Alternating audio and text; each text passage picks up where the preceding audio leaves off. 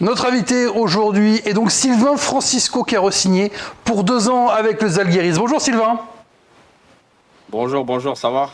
Ça va bien. Et toi en direct des vestiaires du Zalgiris, je ne vais pas te demander de nous faire la visite, mais c'est un bon lieu pour une interview quand même. Il ne faut pas qu'il y ait trop de monde autour de toi. Je vois que ça s'agite un petit peu déjà. Non, bien sûr, je pense que la plupart des gars, ils sont à la musculation.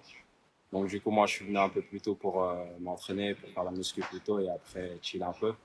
Et de base, on entraînement à midi. Donc, je suis là à 9h30, 10h déjà.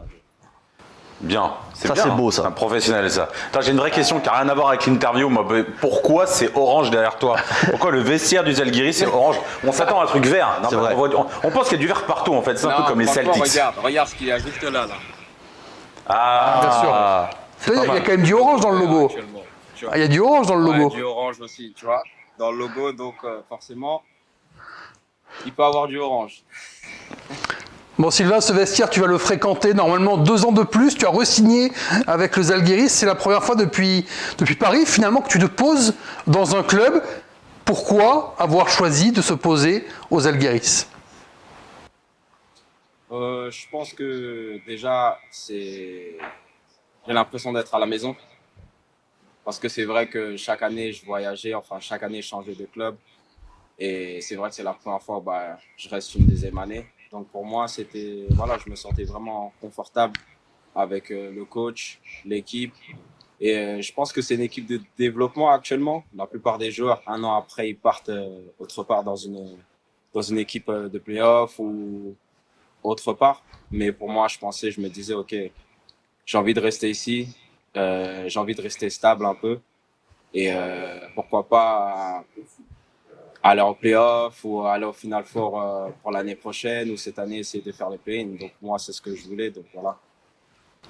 justement, Sylvain, tu dis que cette équipe-là, c'est une équipe, peut-être une autre sphère, mais comme l'Asvel, souvent c'est une équipe qui est tremplin, qui permet à des joueurs de se montrer, d'avoir des stats pour partir après avec des doses d'autres objectifs. Toi, là, tu le sens comment par rapport au développement de ce club?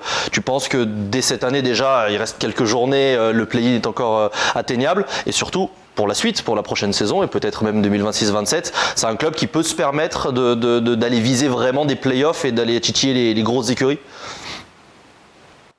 Bien sûr, je trouve que voilà, ça fait assez longtemps que le club a on va dire, cet objectif-là. Et je pense qu'il fallait aussi des joueurs qui restent stables. C'est dur de recruter des joueurs à chaque fois, chaque année. Et là, pour moi, de rester, et la plupart des joueurs restent l'année prochaine, je pense que voilà, c'est un plus parce que tu connais déjà tes coéquipiers et de jouer ensemble cette année et pour l'année prochaine, ça va être encore mieux. Mais pour moi, je pense que Zalgiris, c'est vraiment une équipe qui peut aller loin si on respecte notre objectif et qu'on soit sérieux dans ce qu'on fait tout au long de l'année. Est-ce que tu avais eu d'autres propositions? On en parlait avec Fabien Causer la semaine dernière, lui, par rapport à son départ de Madrid, des propositions de Paris ou d'autres contacts. Est-ce que tu as eu d'autres propositions, toi, que les Zalgiris? Parce que bon, on va pas se mentir, tu as quand même la hype cette année avec toi. Tu es le joueur dont tout le monde parle. Et des meneurs comme toi, il n'y en a pas beaucoup. Donc voilà, est-ce qu'il y a d'autres clubs qui sont venus te voir pour te faire venir? Je dirais que c'était assez tôt. Mais bien sûr, on parlait ça. Bon, après, moi, j'aime rien dire, hein, mais c'est vrai qu'il y avait plusieurs clubs, des grosses écuries actuellement, avec qui on parlait. Et moi, tout ce que je voulais, en fait, j'étais concentré sur la saison, donc je me disais bon, c'est un peu tôt. Et la plupart des joueurs qui commencent à négocier leur contrat, c'est souvent les gros joueurs, en fait. Donc, pour moi, j'attendais jusqu'en avril-mai de voir ce qui allait se passer. Mais ouais, j'avais plusieurs équipes. J'avais plusieurs équipes et je ciblais une équipe actuellement aussi. Donc voilà. Est-ce que le fait d'avoir maintenant 27 ans, d'avoir justement eu ce parcours où tu as changé de club régulièrement, je rappelle, hein, le Valois, Paris pendant 2 ans, Roanne, Manresa, Peristeri, le Bayern où tu as un petit peu enchaîné, il y avait aussi ça, le fait d'avoir autant bourlingué qui te disait dans ta tête, ce serait bien de se poser un peu. Bien sûr. Mais en fait, tous les choix que j'ai faits, pour moi, c'était des bons choix. Et parce que je savais là où je voulais aller. Et, et puis voilà, je réfléchissais beaucoup à rester ou partir, mais la plupart du temps, c'était OK, je dois monter encore, je dois monter encore et voir où est-ce que ça va m'amener, où est-ce que mon cœur il va me dire OK, là c'est le moment de te poser et je pense que tu peux accomplir plusieurs choses. Et sans mentir, je pensais que j'allais partir après cette année, mais voilà, j'ai parlé avec les Pourquoi? stars, j'ai parlé un peu avec tout le monde et hein. Pourquoi? Tu pensais que tu allais partir, Pourquoi? tu pensais Parce que tu allais reproduire le même je me schéma? suis en fait, bon, en vrai, je me suis dit, j'ai beaucoup réfléchi. Déjà, c'était 2 mois avant. Je savais que déjà j'allais avoir plusieurs clubs. Donc, forcément, on se dit, Sylvain, il fait une belle saison. Donc, il aura plusieurs grosses écuries qui vont venir essayer de le recruter pour la saison prochaine. Et pour moi, je pensais à ça. Mais je me suis dit, euh, j'ai encore un an de contrat, j'ai Zalgiris et je les mets en priorité. Je pensais pas qu'on allait renégocier le contrat déjà assez tôt. Et même pour eux, ils savaient que j'allais peut-être partir de base. Donc voilà, je pense qu'on a fait les efforts des deux côtés. Et pour moi, de rester ici, comme j'ai dit, bah c'était ma priorité, c'était mieux quoi. Et je me sens plus concentré parce que certes, c'est une petite ville. Kaona, c'est voilà, le gymnase il est ouvert à 24 heures sur 24. Et pour moi, de me concentrer vraiment sur le basket et de progresser chaque jour, bah, il n'y a rien de mieux, en fait. Tout ce que je demande, ils l'ont et en fait, t'as besoin de rien ici. Donc t'as tout déjà. Donc voilà. C'est vrai que si tu voulais aller à Athènes ou à Monaco, il y a un petit peu plus de distraction. Tu n'es pas forcément focus basket. On est allé à Kaunas il y a 2 ans. C'est vrai que oui, on a eu la chance de faire le Final Four il y a 2 ans. C'est vrai que Kaunas, c'est une petite ville, pas grand chose à faire. Donc, mais c'est pas plus mal. Comme le disait Fred, tu arrives à 27, 28 cette année. Ouais. Tu as envie de stabilité, tu as envie d'atteindre des objectifs en tant que basketteur où tu dis putain, aller dans un Final Four de Euroleague et tout serait cool. Donc, je trouve que c'est beau. Et on n'entend pas assez. On n'entend pas assez. Exactement. Sylvain, quand tu dis gymnase, tu Parfois, parles de la c'est salle de chiant, 20 000 places ou. Hein? Quand tu dis gymnase, tu parles de la salle de 20 000 places ou vous avez un centre d'entraînement? Non, non, on a le petit gymnase juste en bas des vestiaires. Pratique. C'est là, on s'entraîne tous les jours, en fait. Le practice facility. Ouais. Messieurs, je voulais pas. Vas-y, Sylvain, finis, je te laisse finir. Ouais, des fois, je suis là-bas entre. Ça dépend. Parce que j'aime pas quand on me voit. Parce que je suis une personne vraiment. Je fais mes choses discrètement et j'aime bien tout ce qui est, on va dire, low-key. Bah, je suis vraiment là-bas entre. 22h, minuit. Entre 22h et minuit, je suis là-bas. Je suis en train de m'entraîner après, genre. Ah ouais, t'as clairement ton petit lit qui est prêt, tranquille, tu sais, je vais dormir là, de toute façon dans 5 heures je suis là, ça arrête de rentrer à la maison. C'est clairement ça. Je voulais pas oublier. Je voulais pas oublier Nils qui est avec nous aussi, parce que Bien sûr. on parle, mais Nils aussi, Et Nils, c'est celui qui va poser la prochaine Cette question personne, à cet Sylvain. individu. Vas-y, Nils. Moi, je voulais te parler d'Andrea Trinchieri. Sylvain, j'imagine que tu as une bonne relation avec lui. Si tu as choisi de prolonger, ça doit être une des raisons. C'est un personnage qui est quand même haut en couleur, soulevant des grosses déclarations, qui peut être piquant. Comment ça se passe avec lui? Quelle est votre relation? Moi, mes coéquipiers de Munich, parce qu'ils étaient avec lui, ils m'ont dit, écoute, il est chiant. Ils m'ont dit, il est chiant. Parfois, il va te piquer, mais prends-le pas personnellement. Mais en vrai, c'est un coach. Il va te faire progresser. Ils l'ont dit, c'est l'un des meilleurs coachs. Il va te faire progresser. Pour moi, j'étais déjà prêt. Et voilà, avoir cette grosse relation avec lui, c'est énorme. Je pense qu'un meneur doit avoir une bonne relation avec le coach. Et puis voilà, et je pense que, mis à part coach, on va dire en dehors de ça, c'est un humain. Donc, ce que j'aime bien, c'est que quand ça va pas, ou quand tu n'es pas d'accord de certaines choses, tu peux lui parler. Et il est humain, il aime bien écouter les joueurs. Et ce que j'ai bien aimé avec lui, c'était au début de l'année, parce que la plupart des coachs, souvent, quand ils sont au téléphone avec toi, ils te disent, ouais, je veux que tu sois comme ça, comme joueur. En fait, je te laisse, voilà, moi, je te recrute parce que ce que tu m'as montré, en fait, c'est ce que je veux dans mon équipe. Mais quand tu arrives dans l'équipe, ils te demandent autre chose. Et parfois, c'est pas ton jeu. Donc, tu es limité sur certaines choses, tu comprends pas. Mais je pense avec ce coach-là, ce que j'ai bien aimé, c'est que il nous a dit, écoute, moi, je veux pas que tu t'adaptes à moi. Moi, je veux m'adapter à toi. Et je veux savoir ce qui est meilleur pour toi et ce qui est meilleur pour mes joueurs pour qu'on joue mieux. Et quand il m'a dit ça, en fait, ça m'a fait plaisir. Ça nous a donné plus confiance en nous de jouer notre jeu, en fait, de pas nous limiter. Surtout moi, j'ai besoin d'avoir un jeu ouvert, de pas être limité sur plusieurs choses. Mais voilà, ce que j'ai bien aimé avec lui, c'est juste ça. Et c'est là que j'ai compris, en fait, que certains joueurs, la plupart, quand ils vont dans une autre équipe, ça passe pas parce que ils ont un rôle différent, mais que si on les limite pas, ils peuvent faire plusieurs choses, en fait. Mais si on les limite, voilà, c'est différent. Mais puis voilà, quoi. Il t'a sorti 2-3 punchlines, 2-3 dingueries un peu, Coach Trinkieri, que tu peux nous lâcher ou... Ouais. Non, il sort des choses. Je préfère pas le dire ici, mais ah, il insulte, hein, parfois. Oh, carrément. Non, il Avant, ça va du temps mort. voilà, Ça va du temps mort aussi. Ouais. C'est vrai que. Et puis c'est un Ouais, italien. Non, même les temps morts. Hein. Ouais, ben voilà. Un italien. Donc, tu sais déjà, des fois, il parle en serbe, des fois en italien, des fois en anglais, donc t'es en mode. Entraîneur Trinkieri qui a dit, Mais ce que on a, j'aime bien avec lui, c'est qu'il a toujours le sourire. Il a un grand cœur. il a dit, on a une gemme en parlant de toi, Sylvain, mais des fois il me donne un petit peu mal à la tête, mais bon, je prends les mal de tête quand même, donc il te porte aussi haut dans son cœur. Et en parlant de mal à la tête, Sylvain, tu as fait mal à la tête au club de Paris. Fred le disait en te présentant tout à l'heure, tu as joué 2 ans à Paris, alors c'était en Pro B hein, dans mes souvenirs, et je me rappelle qu'on avait fait une interview ensemble d'ailleurs à l'époque dans un autre média quand tu avais signé à Paris.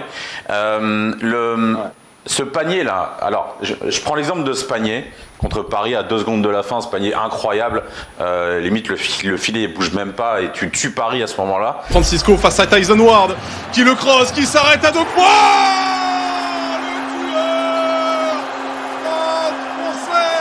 Un Français qui tue les Français. Sylvain Francisco clutchissime dans cette fin de match. Mais finalement, c'est assez commun pour toi, ce genre d'action. Tu dis que Trinkieri te laisse dans le jeu très libre, mais comment t'es toi dans ta tête, ton mindset, au moment où tu abordes ce genre de situation clutch, comment toi tu arrives à tuer les équipes adverses? Pour moi, sincèrement, je sais que bon, le ballon il va venir. Voilà, j'aurai le ballon pour dernière possession, dernière seconde.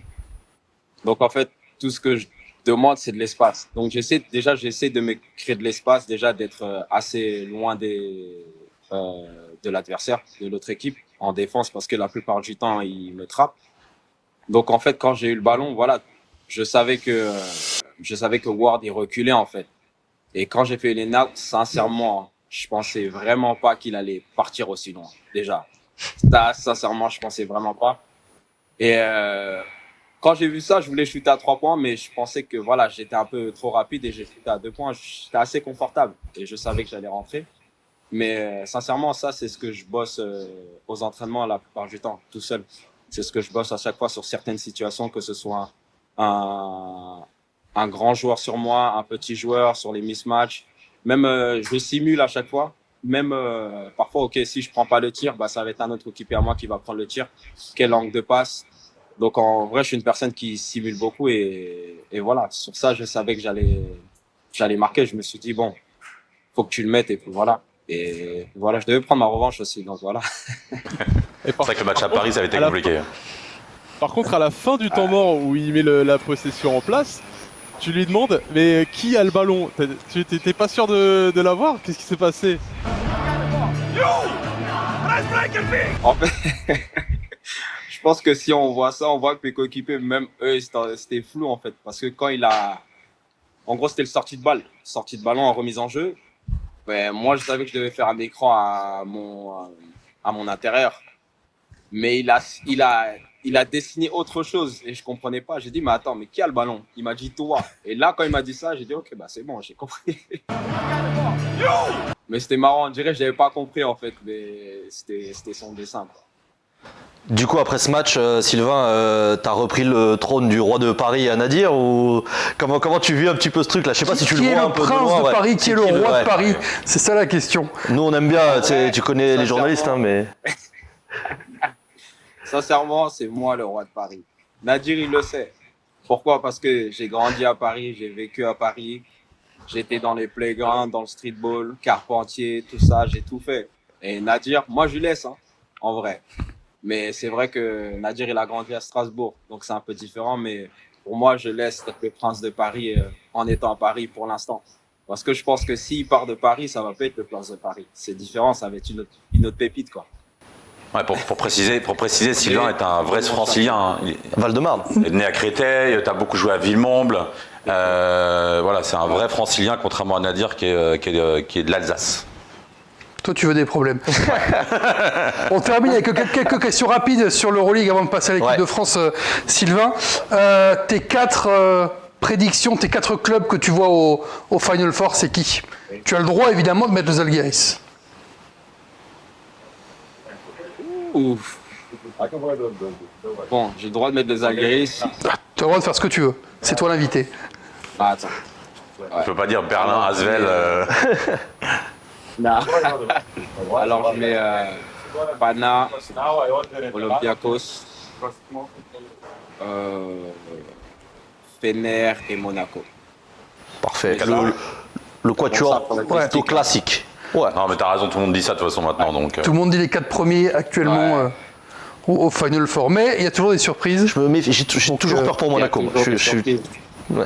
Donc on va voir. Moi, pour l'instant, je vois les 4 premiers. Après, nous, on arrive peut-être. Hein. On arrive, on verra. Faut qu'on fasse les choses bien, step by step.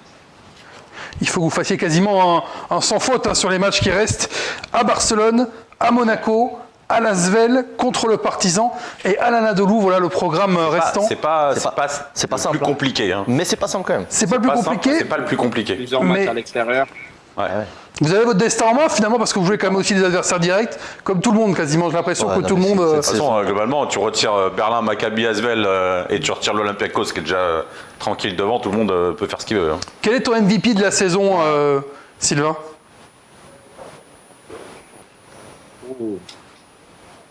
Alors là, en vrai, je dirais Vezenkov. Je pourrais dire Kendrick Nunn, mais je pense qu'ils vont le donner à Vezenkov. Qu'est-ce qui te fait pencher, toi, ton avis pour Vezenkov? En fait, c'est impressionnant la façon dont il joue. C'est ça qui m'impressionne le plus. C'est un joueur qui est hyper intelligent, qui crée beaucoup de fautes, qui n'a pas besoin de dribbler pour scorer. Et puis voilà, c'est ce que j'aime bien envers lui. Et après, je pense que Kendrick Nunn aussi, c'est rare de voir un joueur NBA de venir en Euroleague, de s'adapter aussi vite. Et il fait une très très grosse saison actuellement comparé à l'année dernière, vu qu'il a gagné l'Euroleague. Mais cette année, c'est incroyable, quoi. Et je pense que on sait la plupart du temps, pour être MVP, il faut que la plupart des matchs faut que tu gagnes des matchs. Et aussi, il faut que tu sois constant. Et je pense que son dernier match contre l'Olympiakos, ça a un peu baissé sa cote comparé à Vezenkov. Mais puis voilà, deux gros joueurs, c'est incroyable. Mais j'oublie pas TJ Short aussi qui est très bon pour sa première année à Paris aussi. Ouais, ce sera très probablement le podium des votes du MVP. Dernière question Euroleague. Quel est le meilleur Français de l'Euroleague cette saison, Sylvain? Et tu as le droit de dire que c'est toi, hein, bien sûr. Vas-y, fais-toi plaisir. C'est moi, franchement. Non, je dis, c'est bien sûr, c'est moi. Je me vante pas, juste, je pense que mon travail porte ses fruits et c'est toujours, c'est toujours pas fini. J'ai encore plusieurs choses à accomplir et puis voilà, je dirais moi. Ouais. On passe de la France ou du français à la France. Ouais. On te revoit quand en équipe de France, Sylvain? Dès qu'on m'appelle, franchement, dès que j'ai un call et on me dit Sylvain, qui fait partie des joueurs pour le stage, exactement, je serais vraiment content. Pour moi, j'ai vraiment hâte juste de reporter le maillot de la France et de faire partie des 12 aussi, surtout pour l'Euro. Nils, l'équipe de France, on vient te voir sur ce thème. Tu voulais demander quelque chose à Sylvain? Ouais, déjà savoir si tu as eu des contacts avec Freddy Fotou, qu'il y a eu un changement de sélectionneur, c'est toujours un moment un petit peu charnière. Est-ce que tu as été contacté? Qu'est-ce qu'il t'a dit pour le futur, pour les fenêtres peut-être que de février auxquelles t'as pas été convié? Est-ce qu'il y a eu des contacts? Bien sûr, il y a des contacts. Et ce que j'ai bien aimé avec lui, c'est qu'il m'a appelé. Il m'a vraiment expliqué en gros, qu'il essaye de un peu connaître les joueurs qui étaient au JO. et aussi avoir une relation que les joueurs de la fenêtre de novembre aient une relation avec ces joueurs-là. Mais aussi ramener quelques autres joueurs comme Fournier, enfin comme Théo Malédon qui fait une super bonne saison. Et pour moi, il m'a dit dans tous les cas, voilà, ça change rien parce que je savais que j'avais Photo comme coach quand j'étais à Levallois. Donc pour moi, ça change rien et que voilà, ça veut pas dire que j'ai pas été pris là, que je vais pas être pris dans les prochaines fenêtres ou dans les prochaines sélections, aux prochains stages. Et puis voilà, moi je suis toujours serein et c'est vrai que je l'ai bien pris parce que ce qui m'a fait plaisir, c'est que j'ai bien parlé avec lui et que c'était, mais avant tout, c'est humain de parler avec une personne et de savoir pourquoi la personne n'a pas été prise et tout ça, quoi. Tu parles de communication. Est-ce que tu avais justement une discussion avec Vincent Collet par rapport aux Jeux Olympiques? Pas du tout. C'était Boris qui m'avait appelé, mais j'ai pas eu de. Tout ce que j'ai vu, c'était sur Twitter, quoi. C'était tout. Et comment tu l'as vécu Pourquoi ça? j'ai pas été pris. Comment tu l'as vécu personnellement? Je l'ai mal vécu. Je l'ai mal vécu. En vrai, je l'ai très mal pris, mais après, chaque fois, je me dis c'est business dans tous les cas, mais c'est vrai que, voilà, quand j'avais entraînement, je parlais à plus personne pendant 3 à 4 jours. Mais après, en fait, je me suis dit, mais en fait, c'est un truc que je peux pas contrôler. Pourquoi je vais m'énerver? Pourquoi je vais te saouler? Si je peux pas contrôler, je dois laisser passer ça. Et ça fait que je me suis plus focalisé sur la saison et pour l'année prochaine aussi. Et de plus penser à moi-même, quoi. Est-ce que Donc, tu as je pense que mentalement, j'ai un peu grandi et mûri. quand même regardé les JO ou le fait d'avoir voilà, cette non-sélection avec des mots qui avaient été assez durs de la part de Vincent Collet en amont quand il avait expliqué ta non-sélection, voilà, tu avais regardé ou c'était impossible? En vrai, je me disais, j'ai ma place, mais dans tous les cas, je laissais passer parce que il y avait mes gars à l'intérieur. Il y avait les gars avec qui chaque été on partage quelque chose, même pour les fenêtres, comme Gershon, Mathieu, Andrew, Mathias, Cordiné, en fait tous ces gars-là en fait. Et voilà, je regardais les matchs et je me rappelle que je disais à Gershon quand ils avaient perdu contre l'Allemagne, je me rappelle. Et je lui dis gros, vous inquiétez pas, je pense que vous pouvez aller loin. Vous avez juste besoin d'avoir cette alchimie ensemble et vous pouvez aller loin. Et même le match avant contre le Canada, je savais qu'ils allaient gagner. Et pour moi, arriver deuxième, dans tous les cas, j'étais content parce que je sais que mes gars étaient là et ça m'a vraiment fait plaisir, en tout cas. Bon, l'Euro, forcément, c'est un objectif, poursuivre ta carrière en Euroleague aussi. Mais est-ce qu'il y a aussi dans un coin de ta tête, avec ta prolongation de contrat qui te permet de sortir dès l'été 2026, la NBA? Est-ce que c'est encore pour toi quelque chose d'envisageable? Bien sûr, c'est vraiment encore envisageable. Voilà, je pense à la NBA, mais j'ai toujours l'épée sur terre, de toujours me concentrer, d'aller, comme je dis, d'aller step by step. Et, euh, et ouais, c'est toujours envisageable et je pense toujours à ça. Et je pense que ça viendra tôt ou tard. Tu avais fait la Summer League avec les Bucks de Milwaukee, je dis pas de bêtises. Alors j'avoue, je me rappelle plus si c'était il y a 2 ans ou 3 ans. Est-ce que cet été, peut-être donc avant la prépa avec l'équipe de France, on espère, pour aller à l'Euro, est-ce que tu vas retenter ta chance pour un peu aller dans la suite de l'action de Faisal? Est-ce que tu vas retenter ta chance sur une Summer League? On verra bien. Je pense que quand j'étais allé là-bas, ça m'a un peu, enfin, ça m'a pas déçu. J'étais déjà préparé de comment ça se passe, comment c'est politique et qui est prioritaire. Mais on verra bien. Repartir en Summer League, de cibler un peu où est-ce que je pourrais avoir mes minutes et jouer pour une équipe où il n'y a pas trop de rookies, de draft ou de joueurs de two-way, bah pourquoi pas, on verra bien. Pour l'instant, Ouais, ça joue vraiment au basket, quoi. On verra. Ouais, on verra bien. T'as demandé à Gershon le manuel pour comment racheter mon contrat auprès du club Euroleague et retourner en NBA, me faire une place et me faire un beau contrat? Tu lui as demandé un peu tout ça déjà? Non, je vais pas demander. Mais je vais peut-être lui demander. Hein. Donc, je pense que lui, il a payé son propre buyout. Et après, moi aussi, je peux le faire au cas où s'il y a quelque chose. Mais dans tous les cas, je vais pas demander. Je demanderai, on verra bien. Quand une opportunité sera ouvert, ouais. Les bons plans de Gershon, volume 2, 3 ou 4 ou 5, je pense que tu as... Mais au final, il a eu raison, Gershon. Bah oui. Il va cartonner en NBA, c'est parti pour 5, 6, 7 ans maintenant pour lui. Après, Sylvain, moi je te le souhaite et ça fait longtemps qu'on se connaît. T'as un jeu qui progresse tous les ans, qui est tellement atypique. On a besoin de ce genre de joueurs en Euroleague, en NBA aussi et en équipe de France. Moi, vraiment, on va tous appeler Freddy Fotox pour lui dire de te prendre pour l'Euro parce que voilà, maintenant, tu nous l'as prouvé l'an dernier avec le Bayern, tu nous l'as prouvé cette année avec le Zalgiris. Voilà. Et c'est vrai que s'il n'y a pas eu la bonne histoire de Mathias Le Sort, je pense qu'on pouvait se dire c'est ou Le Sort ou Sylvain pour le meilleur français. Là, il n'y a pas photo, c'est largement toi qui es meilleur français cette saison en Euroleague. C'est mon opinion. Hein. Maintenant, il faut aller au play-in. Avec tout le monde. Hein, Maintenant, il faut aller au play-in, Sylvain. Je te remercie en tout cas, c'est clair, au play-in. Et c'est pour ça qu'il va falloir se battre. 5 matchs encore pour le Zalgiris pour aller en play-in. Pour l'instant, vous avez une victoire de retard sur cette zone de play-in, mais 2 victoires de retard aussi sur la 6e place. Donc vraiment, c'est une super bataille à suivre. Encore sur Squeak, vous jouez à Barcelone, Sylvain. C'est vendredi à 20h30 sur Squeak. Merci d'avoir été avec nous, Sylvain. Merci en tout cas, ça m'a fait vraiment plaisir.